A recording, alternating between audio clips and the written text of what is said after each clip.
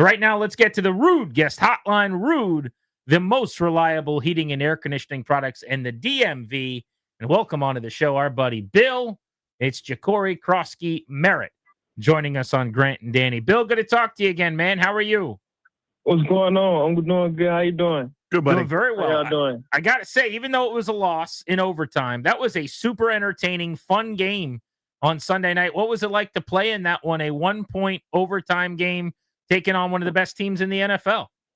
It was definitely exciting. You like games like that, especially when it's that competitive. And I mean, you just want to capitalize and win it. So definitely hurt not to come out on top. But I mean, that's what you like, those competitive games, and just seeing the fight in your team. Like you just need to come out on top. Their defense is really, really good, but you guys were able to move the football, score some points, do what not a lot of teams have done to them this year. How were you guys able to find so much success on the ground, Bill? Just not trying to make nothing up, basically. Just sticking to our routine and like just execute. I feel like that was the main thing that helped the run game. And I mean, guys was just on point with what we needed to do. Yeah, 142 rushing yards in the game. When you go Mariota's 55, Rodriguez had 41, McNichols had 30. You added 20 on your 4 carries, and you had a really nice 12-yard run that looked like earlier this season when you were going at peak, where you bounce it back to the right, you find some space and get downhill. Did that feel like, how you were going when you were grooving early in the year? That had to feel good. Yeah, it definitely did. For me to go out there and like just create an explosive play, that definitely felt good for sure.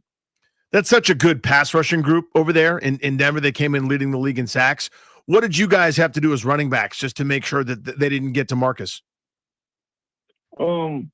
Yeah, they have so many different looks, so we just had to make sure we know like who was who and like who was our guy, and like just basically a lot of film study because they can disguise things so well.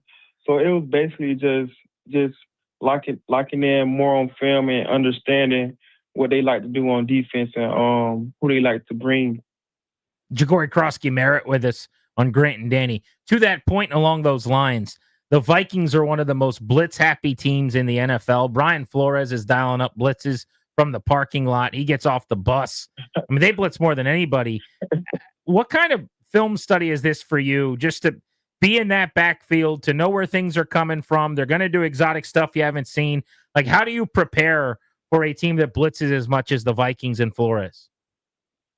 I would say just knowing who my ID is, who my guy is, and just knowing my assignment on this play right here, and basically just staying true to my read, even though they may give us these different looks and try to disguise it as something else. But it's basically just making sure you just stay disciplined until your read, and like just gotta trust everybody to do their job.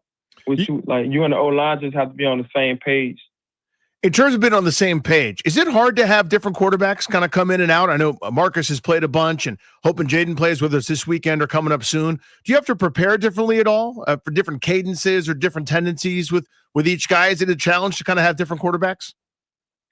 I wouldn't say it's a challenge for me. I think both of the guys running the system the same, so it's really not a difference like about who's at quarterback. So I feel like we all get the calls. We all get the calls the same. So it's really not a huge difference. You just gotta know your assignment and like just communicating the calls with the O-lines and the quarterback basically, so we can understand what protection we in.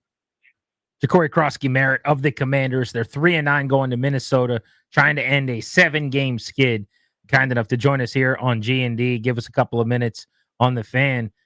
Bill, as far as Terry McLaurin's game goes, it just felt like a good reminder of what he's capable of. All year long we've talked about the injuries, and dating back to the summer, the holdout was such a big story. But that was a grown man performance. I mean, was that a reminder for you guys too of just how much he can impact things and how different things are when he's out there? It was great to have him out there. But we definitely know what type of player he is already. So it was good just to see him just back on the field. It was definitely exciting to see him make the catches that he had, and like just him even being physical after the catch, and like just his presence made things fun out there for sure. Speaking of physical, Jacory, you're playing a lot of games, man. This is a long NFL season. It's a grind. I know, through no fault of your own, you didn't get to play as many games in college last year, certainly. How's your body holding up? How are you feeling mentally? Where are you? I feel like everything's going smooth. Good. Body's feeling great. Just making sure I can take care of it week in and week out. So body's feeling good, and like mentally wise, I mean, it's a long season, but you just gotta stay focused and take it one day at a time, and like not look too far ahead, and just attack every day the same. So I mean, I feel like I'm handling it pretty smooth. I don't think it's nothing too much that I can't carry. Bill, we'll let you out on this one, but I just wanted to get your thoughts. I hadn't talked to any players about this since game night. The 2-point conversion to try to go for the win instead of tying it and extending overtime there. Danny and I were both cool with it. I loved it. I thought it was the only decision, but I'd be curious to hear from you. Like, did you guys know the whole time if you got down there you were going to go for 2 and go for the win? And what was your reaction to that? Man, I loved it. I mean, I really didn't know, but whatever his decision was ready to go out there and execute the play. So I mean, it was whatever he called, we was gonna be fine with it. But we was okay with going with 2 for sure. Hey, let me sneak in one more because Hard Knocks is tonight on HBO, and I'm so excited. The Redskins, Commanders, football team, whatever they've been called, has never been on this show, and I've wanted this. So many of us have wanted this for years. Have you noticed the cameras? Like, have they sat down and done interviews with you? Just how involved have they been, or intrusive, or otherwise? Has that process been? And are you excited to see what it becomes here on HBO for Hard Knocks? Yeah, I mean, I definitely see the cameras around, and like it's cool just to like. I mean, you grew up watching the Hard Knocks, and now they're here. But yeah, we definitely noticed the cameras around, and like I haven't been on one yet. I haven't sat down and done an interview with them yet, but it's definitely different just having like a film crew around and like cameras in the meeting rooms and stuff like that. You gonna watch yourself tonight? Oh yeah, for sure. I would too, buddy. What time do it come on? 9:00 tonight on HBO. Okay. I'll definitely have to check it out. If you don't have HBO Max, text me. I'll give you my login. All right, I got you. Jay, if it asks you, we live in the same family. It's me, you, and cousin. All right, bet. All right, if you want, you can add cousin's little decal right there. It could be a little puppy right on my HBO Max account.